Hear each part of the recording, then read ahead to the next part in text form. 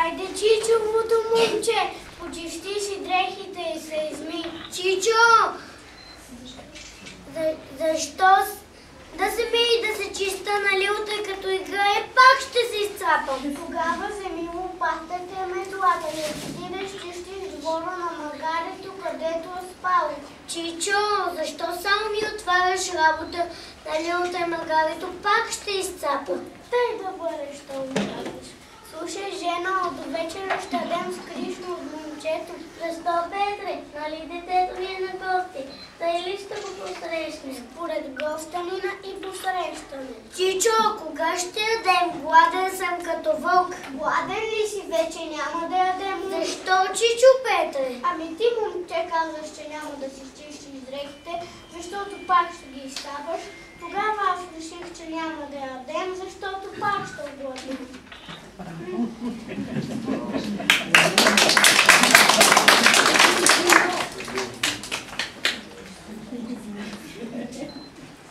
Ето така вече става. Човек чисто носи и сладко яде. Хайде да влезем вътре да обядваме.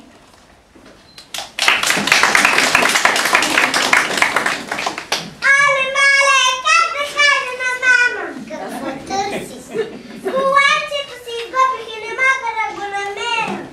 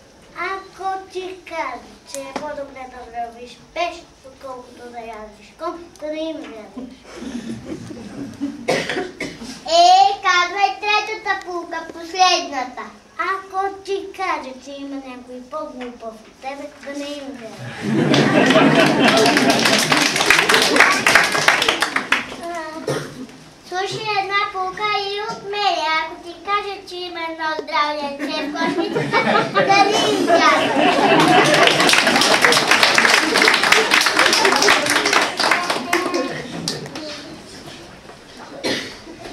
Слушайте една гатенка и от мен.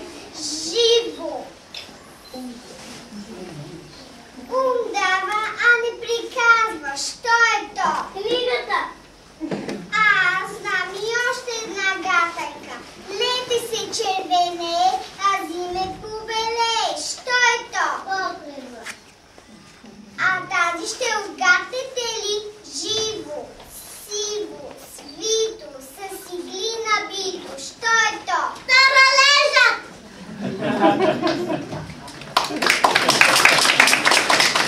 Вие се забавлявате, а навън времето все по-студено става. Харно е да се седи и у дома и да се жета на топло, а?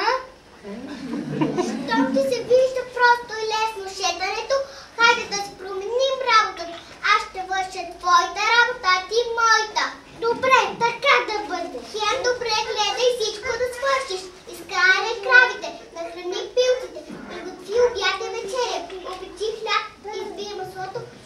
Аз отивам на нивата да ура. Пустите му пилци почнаха да бягат. Я да ги завържа, тази крава рогата си бутна ведрото с млякото. Масло не мога да избия. Ах, изгорих си пръстите на този. А как ли се месих на леле, уравът отнеси тъй. А сега и едната се връщаме. Къде са пилците и пачката? Орелът ги отнесе. Опече ли хляб, тестото и свинята не щя да го яде. Ами масло избили кравата си бутна ведрото с мляко. Добре, хайде да вечераме тогава. Че ти не виждаш ли, че огъня не можах да те пазя. Нищо не се. Мъжо, как си свършил късната работа? И утре така свърши.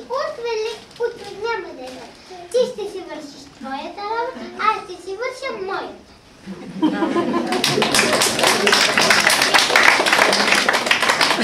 Хайде да запеем и да заиграем, защото който пее зло не мисли.